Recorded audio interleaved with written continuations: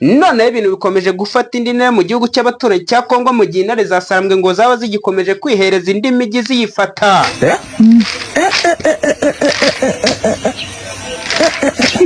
Ngo Perezida Antoine Tshisekedi Chilombo cyangwa se Gisegeti yaba yamaze kubona ubuhungiro bwo guhita yikweka cyangwa yikingamo ngo plani ya kabiri yo kwirukankamo ubuto sesese ko kukuwaza banga. Amakuru aturuka muri Repubulika ya Demokarasi ya Kongo aravuga ko perezida w'iki gihugu Felix Antoine Tshisekedi Chilombo yaba yemerewe na Angola ubuhungiro bw'igihe gito mu gihe byaba bibaye ngombwa ko ahunga. Tshisekedi yizejwe ubuhungiro ubwo kuri uyu wa kabiri tariki ya 18 Gashyantare yagiraga urugendo rw'ibanga i Rwanda muri Angola. Uyu mugabo ngo Antoine Tshisekedi ku munsi wo kuwa kabiri ngo nibwo byatangiye kumenyekana yuko ngo yaba yatangiye gushaka ubuhungiro asaba ubuhungiro muri Angola ngo yishe ngo mu gihe ibintu byaba bimukomeranye cyane dore yuko ngo akomeje gukubitwa umusubirizo dore yuko imijyi yose ngo bari kugenda bayimwambura aho intare za Sarambwe ziri kugira ntago ingabo za leta ziri kuhatinda ngo zirimo zirahatsindira zitanarwanya habe na gake namba. Nyuma yuko ingabo za Wazalendo na FARDC n'indi mitwe y'amahuriro ngo ziri kugenda zisubiranamo zikubitana n'ingabo za leta zikocorana, ibintu bikomeje kuba ibindi bintu, umutekano ukomeje kuba muke cyane hariya muri Kongo, ibintu bikomeje guhindana isura, ari nako abaturage bari kugenda bifuza yuko M23 yakinjira mu duce twabo. Bamwe na bamwe twagiye tubona no ku bibuga by'imipira baririmba Colonel Nanga ngo abanguke ahagere vuba cyane. Perezida Antoine Tshisekedi Chilombo akibona yuko ibintu bikomeje gufata indi ntera bigeze no kuri urwo rwego ngo nibwo guhita yandikira perezida wa Angola aramubwira ati nyamuneka ndabona ibintu bikomeje guhindura usura, ushobora kuba wanyemerera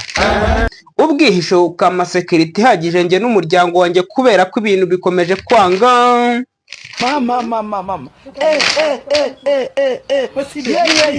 Ngo ni nyuma yuko kijyanye na internet ngo ibintu byose ngo byahagaze muri uriya mujyi wa Kongo cyangwa igihugu cya Kongo n'umujyi wa Kinshasa. Ngo internet reka ntibishoboka ngo umuntu ukoresha internet ni umuntu ukaze cyane ukoresha ibintu byitwa ama VPN twajyaga dukoresha kera.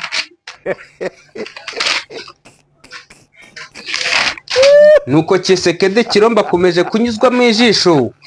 muri uko gufunga internet ngo bagiraga ngo abaturage batamenye biri kubera muri Kongo kubera yuko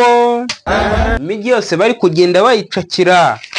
abaturage bakagira ngo baracyarwanira muri Goma kumbi imijyi yose bamaze kuyambura ingabo za leta. Ibintu bikomeje kuba ibindi ari nayo ntandaro yaviriyemo Tshisekedi cyangwa Gisegeti gushaka uburyo yakihisha inzira zikiri nyabagendwa nk'uko mu buto sesese kukuwaza banga bavuga mu mateka tugenda twumva ngo nawe yarirukanse ngo kandi yari marishari yarirukanse ayabangira ingata nawe ngo ajya kugwa ahandi. So guys, niyo makuru ari kuri no mihanda. Perezida wa Kongo Felix Antoine Tshisekedi Chilombo ngo yamaze kuba yakwaka ubuhungiro muri Angola dore yuko ngo umunyamakuru ukunda gutangaza amakuru ye y'ibanga ari we watangiye gutangaza izo nkuru de yuko Tshisekedi yajyanye n'umuryango we ndetse na staff ye y'impande ze kugira ngo